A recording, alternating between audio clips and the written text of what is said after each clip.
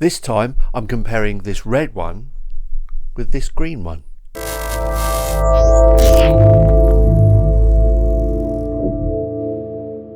This is the Avantone CK1. I think it's an American microphone actually from California, and they're hand built there and checked and everything before they go out. It comes with multiple capsules, hyper, cardioid and omni. It has a 19mm capsule. Its frequency response goes from 25 Hz to 20 kHz, an output impedance of less than 200 ohms and a self noise figure of 78 dB. It has a high pass filter at 80 Hz, an attenuation pad, and its max SPL is 138 dB.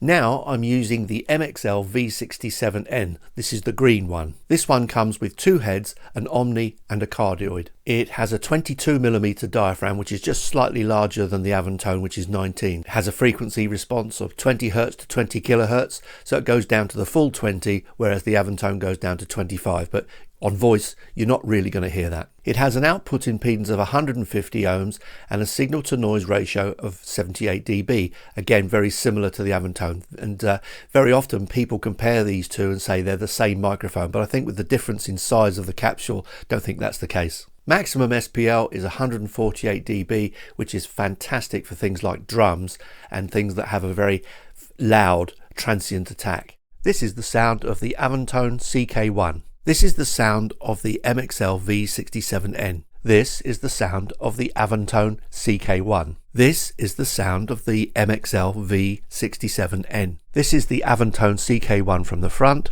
from the side, from the rear, from the side, and from the front. This is the MXL V67N from the front, from the side, from the rear, from the side, and from the front.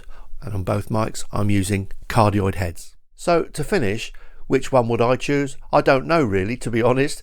They're very pretty, both of them. One in green and gold and the other one in red and silver, so they look pretty flash. They're both nice packages, one with two heads and this one, the Avantone, with three heads.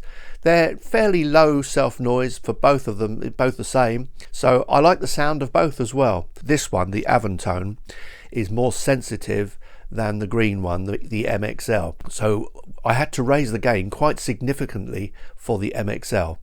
Both very sensitive mics, as most pencil mics are pretty good at picking up transients and that top very crisp stuff, especially when you want sounds like drums, violins, where you want to hear the bow sounds and the resin sounds, things like that. That's where pencil mics really do come into their own. But they're surprisingly good with speech as well, I think, because they catch the transients. Both of them are a great buy, in all honesty, and I'm only using this one because it's red and it's pretty and it looks good on screen. I hope to see you next time. Cheers for now.